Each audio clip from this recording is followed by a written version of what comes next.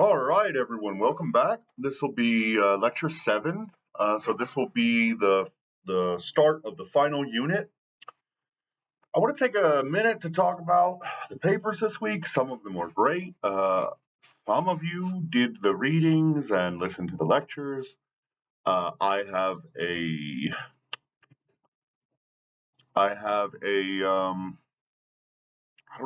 idea that many of you, instead of doing the readings and watching the lectures, just put the prompt into an AI, and the AI dumped out all kinds of false crap. On other papers that we didn't cover in this class, that weren't about the topic of this class, that were about a Fearon and Leighton paper that was about the strategic calculations of rebel leaders when the domestic system starts to collapse, and what can increase and decrease the likelihood of rebellion, right? That's not what we talked about in this class, and that's not the paper that I assigned in this class, and it's not the lecture. The other paper, the Varshni paper, most of you wrote about a different paper about communal ties, communal norms. Again, that is not the paper that we covered, and it is not what we talked about in the lectures. So I don't know where that came from, other than maybe like a whole bunch of you just stuck the prompt into an AI, and the AI fed you garbage. And that's the problem with AI. And I hope that you take this as a lesson, because if that happens and you're at your job or something, you might get fired for that kind of thing. So if you do not have the context to understand what the AI is telling you, then it is all but useless, and it can get you into serious trouble. So I hope many of you take this as a bit of a lesson. All right, paper 7. We're going to be talking about consociationalism versus centripetalism. So there are two different ideas on how to build institutions, right? These institutions include maybe the legislature, the judicial branch, the executive branch, and who gets like agency or bureaucracy leadership positions. It might mean, how is your electoral system set up? Do you have federalism? Like, say, if you're like a territorial minority, are you allowed to sort of create some of your own rules through federalism, or do you have like a unitary system? All of these different ways of structuring institutions, right? And there are sort of two different strains of thought on this. The first is called consociationalism. We've talked a little bit about this. This is the literature that, for the most part, comes from Donald Horowitz. It's been the basis of his entire career, basically, saying that you should try to build inclusive institutions that account for ethnicity, and reduce grievances by allowing things like representation, federalism, these sorts of institutional constructs, right? Guarantees for minority representation in legislature and the judicial branch and in, bureaucratic positions, whatever it might be. On the other hand, you have centripetalism. They say, look, that's a scary game to play, right? Yes, we do need to respect ethnicity, but building ethnicity into the institutions can go awry, right? As we've seen in places like Yugoslavia, right? Or Bosnia and Herzegovina. As we've also seen in places like where they institutionalized ethnicity in places like Rwanda, right? And sort of kind of what we're seeing in places like India right now. So yeah, it's an interesting argument about, like, do we respect ethnicity as an institution, or do we try to cross build institutions for things like class or I don't know, religion, or different things than ethnicity, right? And can we get you to, say, vote for an overarching party rather than an ethnic party? That's the centripetal side of this argument, right? And anyone who's interested in this sort of ethnic conflict stuff, this ethnicity literature, what are like the next paper we're going to be talking about is like what are the consequences of diversity on an economy? All of this stuff that sort of revolves around ethnicity, ethnic conflict, conflict mitigation, whatever it might be. The Swiss Political Science Review is very focused on this sort of literature, right? So it's a very high level publication, but it is also highly focused on this sort of ethnic stuff, right? Okay, so Bogaards kind of, I don't know that he really makes an argument one way or another about what is better, consociationalism or centripetalism.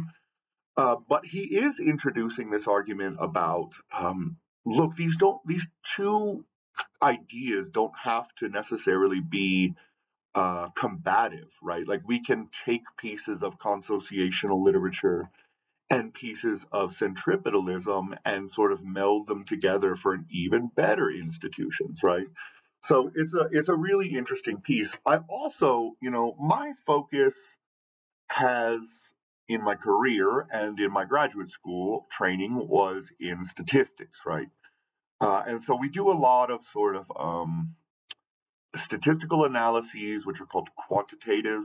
And then we do a lot of that sort of game theory stuff, rational choice, etc. Right? But this paper is a really good example of what we call qualitative research, right? Or what is often referred to in the literature as quote thick description, right? And so it's not based on statistical testing. And maybe we can take some of these arguments and test them in other papers or whatever. Instead, what it does is it just sort of really tries to contextualize the institutions and their effects through research and description, so that we can just sort of talk about how this works and how these institutions play out, and then someone else maybe can test them in the future, right? So this is the thick description approach or the qualitative approach. Okay, so as we were talking about earlier, this is the intro. Consociationalism is an institutional theory of power sharing, right, and mutual respect, and it's largely based on the works of Horowitz and Donald Leibhardt. Hmm. Donald Horowitz and Arend Leibhardt, excuse me.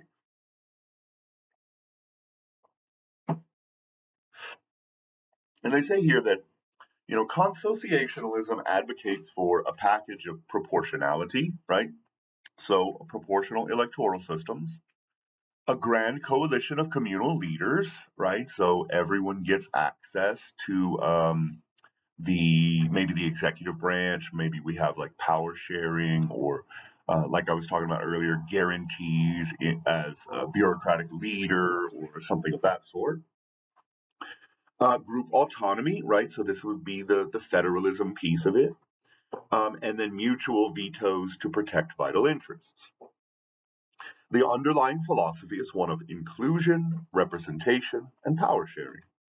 And they generally point towards places like Belgium as a good example. Belgium is highly ethnically divided between the sort of French, the Dutch, and the German. And yet, because of their institutional structure, there hasn't been much ethnic conflict, right? They're able to hash that stuff out inside of the institutions that exist rather than through violence, right? Okay. Then we move toward centripetalism, right?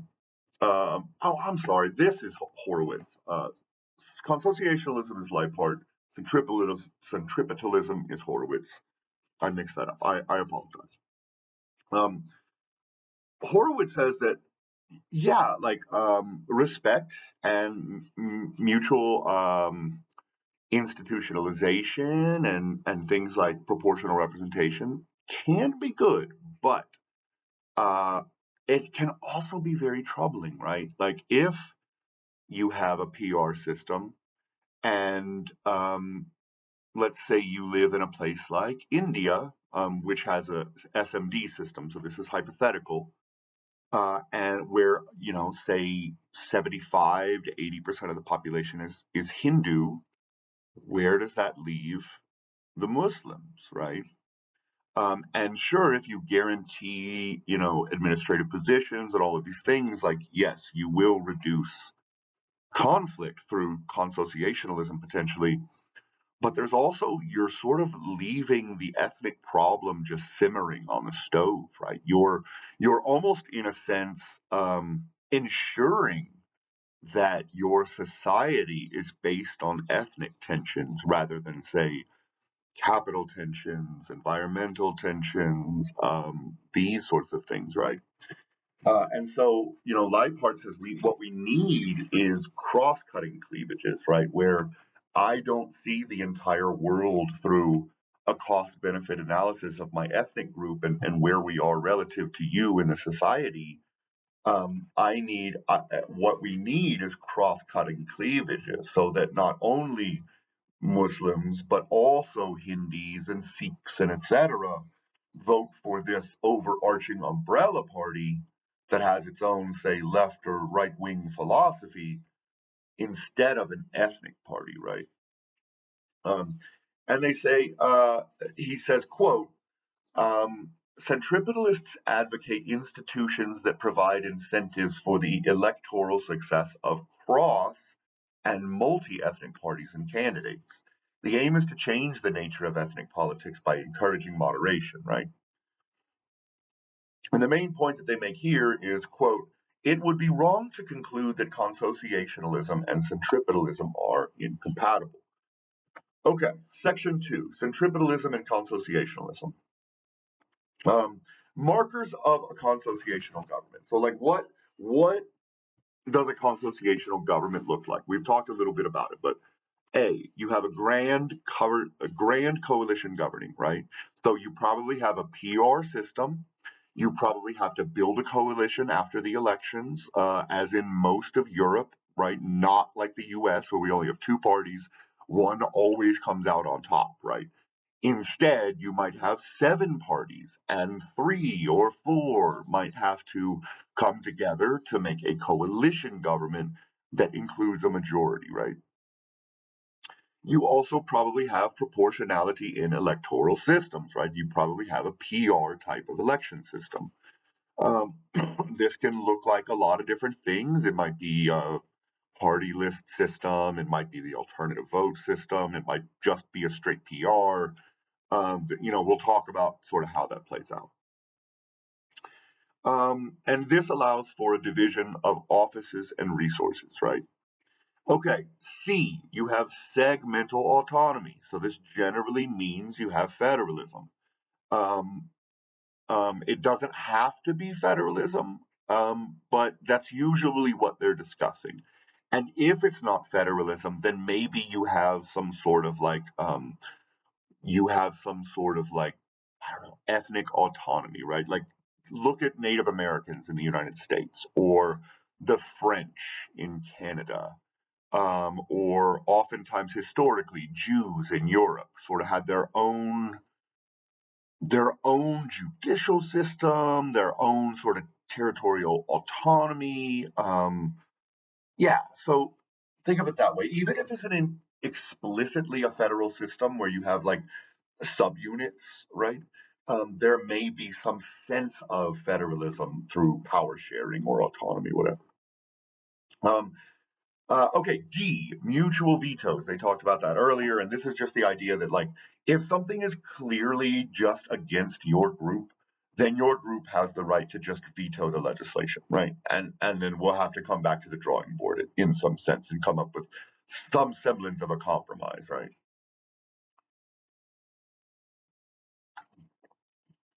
And some examples of these consociational states are Belgium, Austria, Netherlands, Switzerland.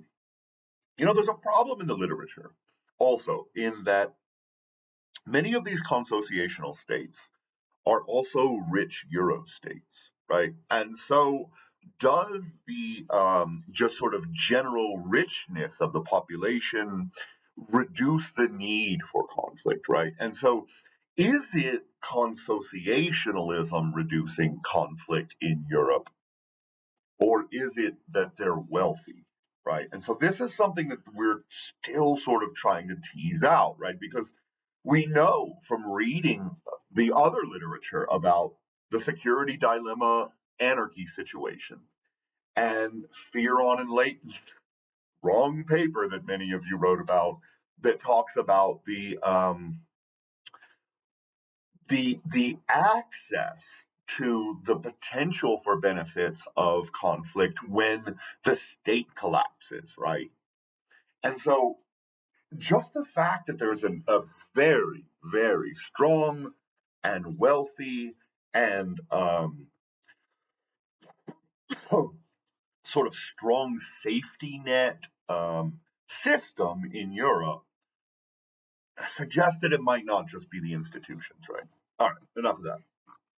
Okay, what are the markers of centripetalism?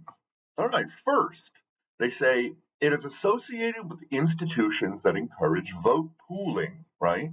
And so this would be like a party only kind of ticket where like you have to cast your vote for a party rather than an individual, right? So you may not be able to tell what their ethnicity is.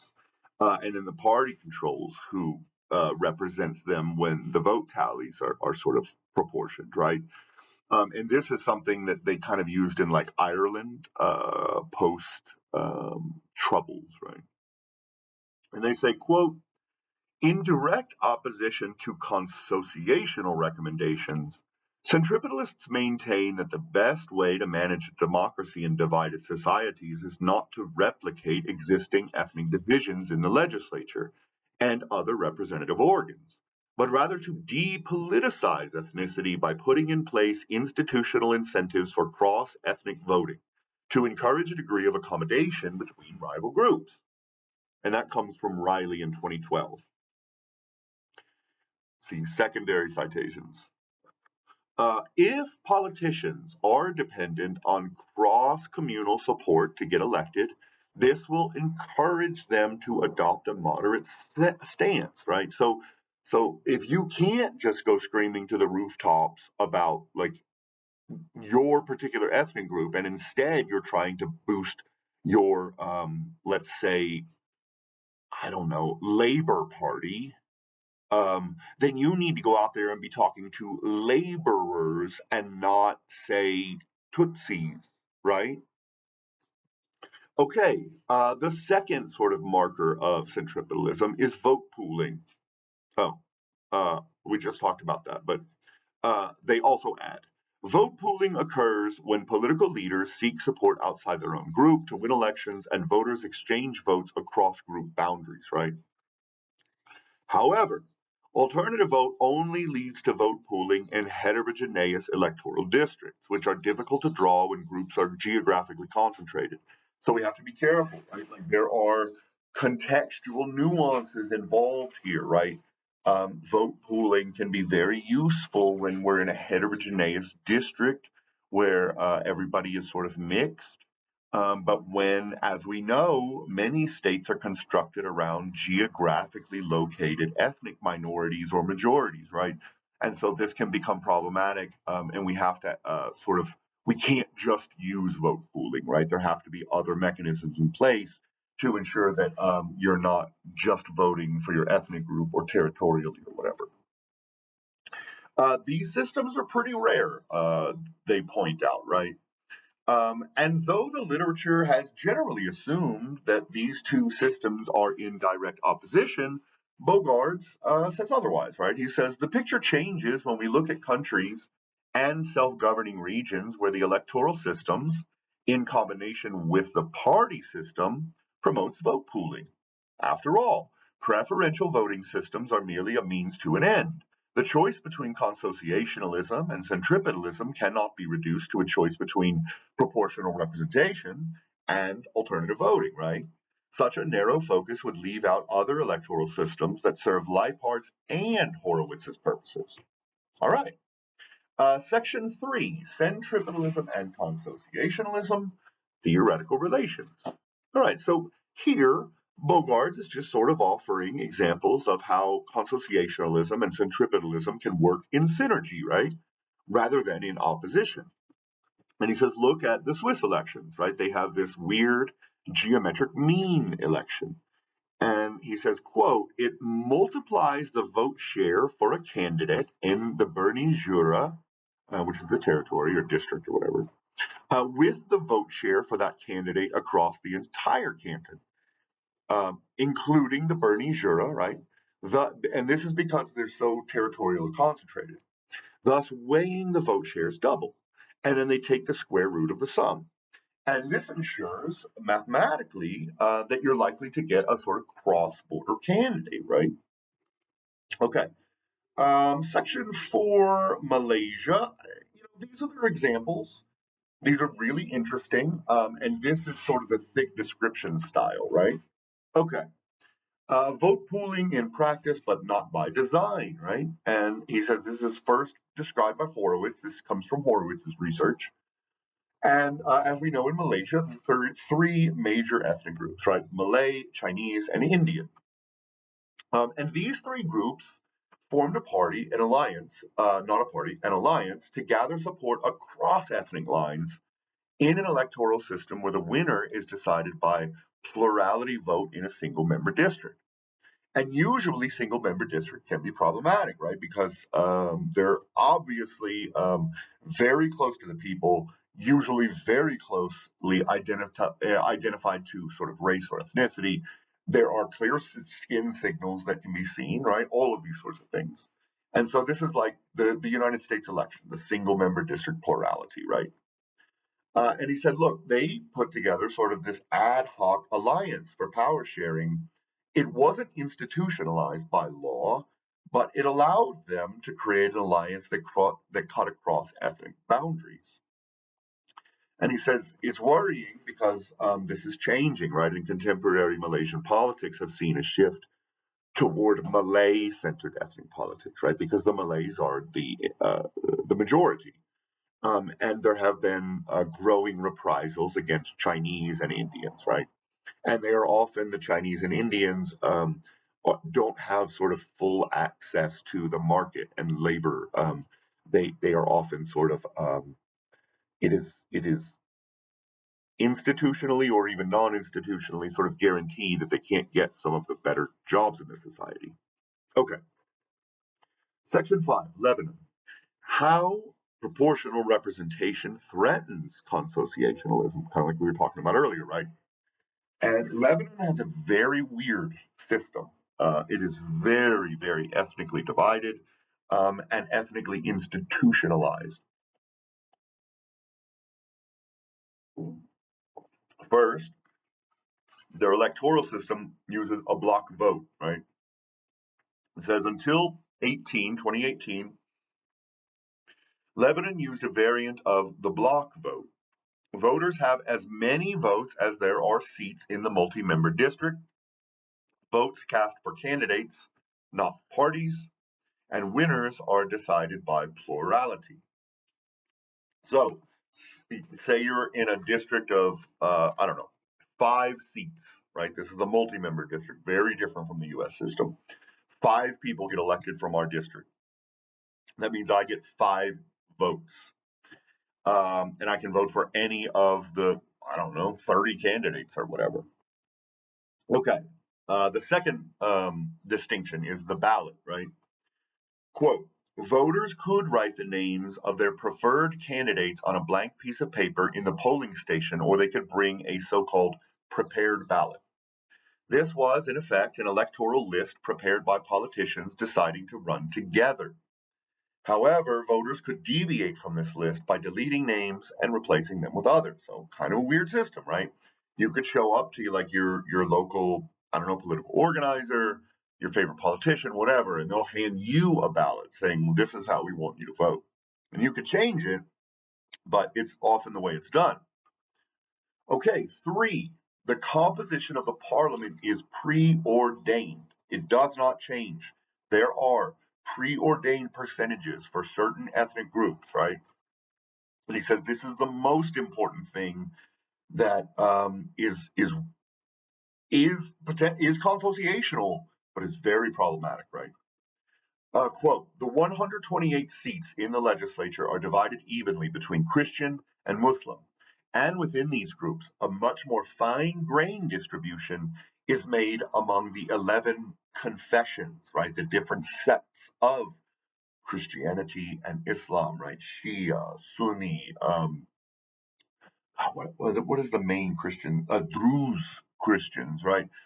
So all of these different sort of fine-grained religious relationships, right? 11 recognized confessions. Confessional seats are then allocated to particular districts. In each district, winners are decided separately for each confession. For example, if a district has 3 Maronite, that's Christian, seats and 2 Shia, then the 3 Maronites and 2 Shia candidates with the highest number of votes are elected. See, it starts to get weird and it starts to get programmatic, right? Where they are literally guaranteeing, like, even if your district doesn't want a Maronite Christian in it, you don't get a say about that, right? We're guaranteeing them seats. You get to vote, but we're going to kind of figure out how that lays out, right? So this can be really problematic, and there are growing frustrations in Lebanon about how the system works. Often, the majority group in the voting district, the numerical majority group, will choose their own ethnic members, but also the legislative members of the other ethnic group, right? So this is where it gets weird. Say you have 80% of the population, but 40% of the seats are guaranteed to the minority. Well, the majority, in some sense, is electing the minority members for them. And the minority members aren't getting to actually elect the member that they want to represent them. So their representation is quite watered down, right? And it says when districts are large, this led to mass vote pooling and centripetalism. But after the 2008 Doha Agreement, the districts became far smaller and this increased tensions dramatically. Suggestions for proportional representation are met with criticism, largely the destruction of consociational tendencies and the grouping into ethnic parties and tensions, right? And so, there has been a suggestion that maybe we should change this system to PR, but that may make things worse, right? So Lebanon is a case that we need to keep a close eye on. Um, yeah. The next one might be a case we also need to keep a close eye on, and that's strange to say, but post-Brexit, there are much bigger concerns about what happens with Ireland, right? So, Section 6, Northern Ireland, a key case with many unanswered questions. This one was kind of confusing and vague, I'll have to admit. He says this is our best documented case because we have a lot of data on and a lot of interviews and a lot of internal stuff on the Troubles, right?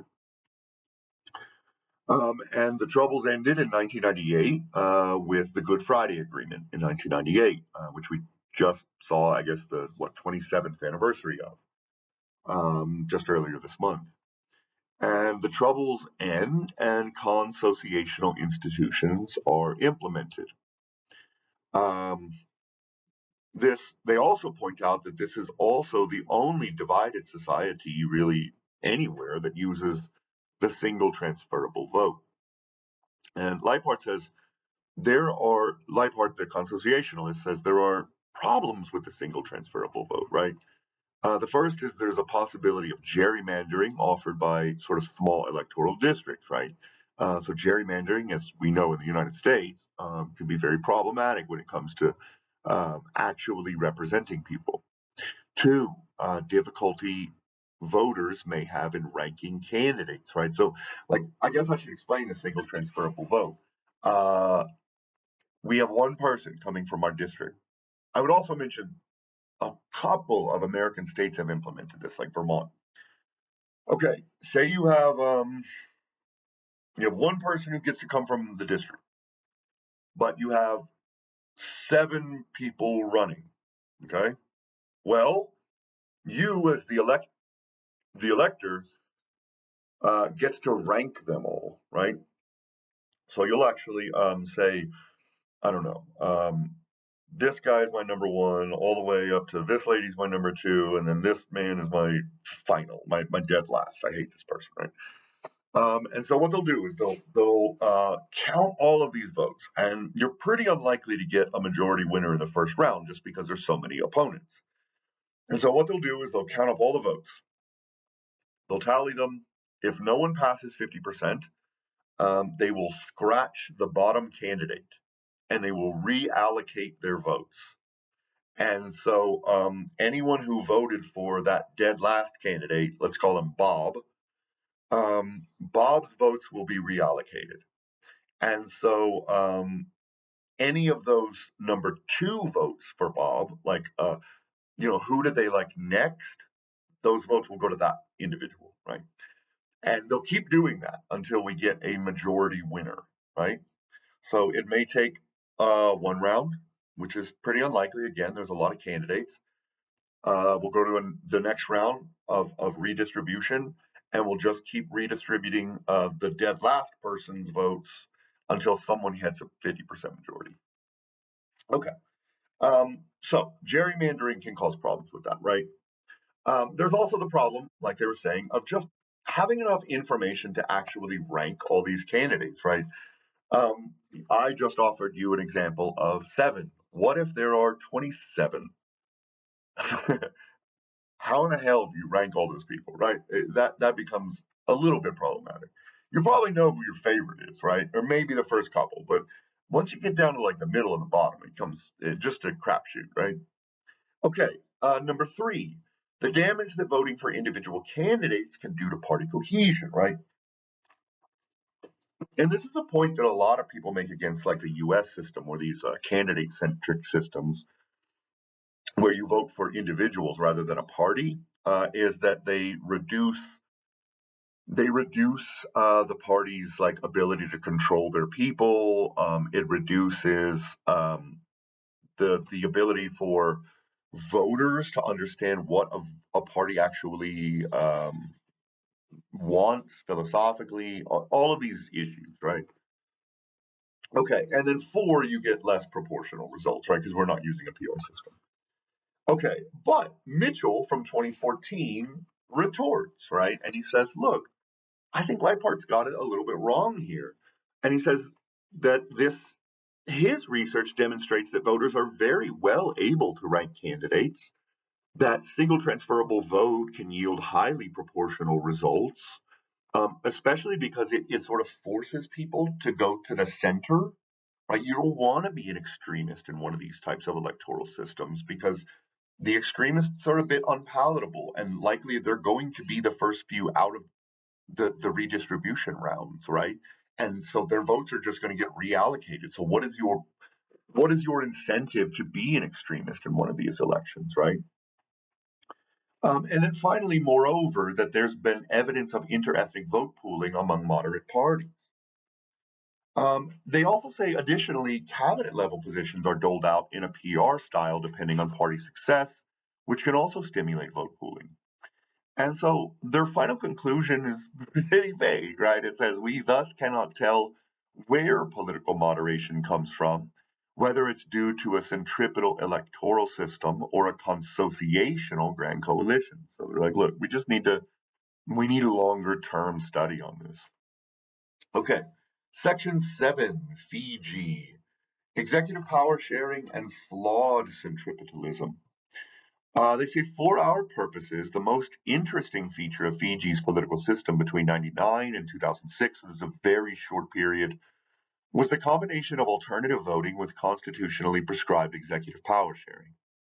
Okay, so the alternative voting system is centripetal, right? You get equal representation in the cabinet for parties represented in the House, so that's rather centripetal. That's consociational. Unfortunately, ambiguities with the wording, the gaps in legislation, the problems with implementation, the subsequent litigation, and the refusal of parties to take up the cabinet positions that they were offered means that the executive power sharing was controversial, imbalanced, and incomplete. So we don't really know much about it because, yes, in theory, it was supposed to be helpful, but in reality, it didn't work very well. And then he also cites some research from Frankel in 2017, who says that Centripetalism and Consociationalism in Fiji were actually working against each other. So this is sort of like the broader picture of how these things work. And Frankel identifies a quote mismatch between the principle of PR for the cabinet and the use of majoritarian electoral systems for the elections, right? So you're using like the SMD American system for elections, which is highly unproportional, and then trying to match that to cabinet proportionality, but that doesn't make much sense, right? And he says in 2006, the main ethnic parties won and came to a power sharing agreement, but they were shortly thereafter overthrown by the military. So, again, we don't know much about this case. Section 8, Burundi, mandatory multi ethnic parties and power sharing. This is an interesting case because this is one that actually works. Hold on, I'm getting a call. I'm sorry. Okay. Um, Burundi had troubles with ethnicity and ethnic conflict, and so they passed what's called the Arusha Peace Agreement, which basically ended the Burundi Civil War. And it guarantees that the assembly includes 60% Hutu and 40% Tutsi, and they have closed list PR system of elections. So you have to basically vote for a party rather than a person, right? And every party is constitutionally mandated to have both ethnic groups represented in their list, right? So you cannot just list your own ethnic group's members. You cannot be a Hutu party only. If you want to be a nationally recognized political party, you must institutionally include both groups, right? This ensures that all parties are multi ethnic by law. And you also get this sort of co-optation mechanism, right? And it says it increases the number of the underrepresented group by allocating seats to their candidates without changing the balance between the political parties. And so, say, for some reason, one ethnicity may have gotten a little bit more than they were mandated um, because of the way that the parties were elected. They'll just say, look, you can't overrepresent Tutsis, right? You're going to have to change the people who you institute into the legislature. There's a member of your party, but they cannot be Hutu, right? Because there are guarantees of representation. And so they say, despite political turmoil, right, violence in Burundi in recent years has been political and sort of class based rather than ethnic. So that is a good thing because it hasn't broken out into an all out ethnic war. Okay, final Bosnia and Herzegovina, unidirectional vote pooling. And so they say basically that this is the worst of consociational democracies, right? This is consociational democracy of the corporate type, meaning that ethnicity is directly wired into the country's institutions. And that comes from Bieber in 2013. The main positions at the various levels of government are reserved for representatives of the constituent peoples, the Bosnians, the Serbs, or the Croats. This goes so far that no other candidates are even allowed to run for the collective presidency, right? So you can't even be, say, Romani or say, like, I don't want to be seen as an ethnic person. Like, you literally have to. And so basically, any attempts at centripetalism have been complete failures and short lived. And we are seeing rising ethnic tensions in Bosnia and Herzegovina. There are concerns that we may see another ethnic war. There has been rising violence. We have also seen concerns about rising violence in Kashmir between two nuclear armed states, India and Pakistan. Those things are concerning, right? So, yeah, those are things to be looking out for. We already know there are ongoing ethnic conflicts across, the world, including sort of the Uyghurs and in Myanmar against the Rohingyas, and but now it looks like we might be seeing these tensions rise in modern contemporary period. So it's concerning. Anyway, that's going to be it for today. Thank you so much. I'll get the final lecture up soon. Have a great day.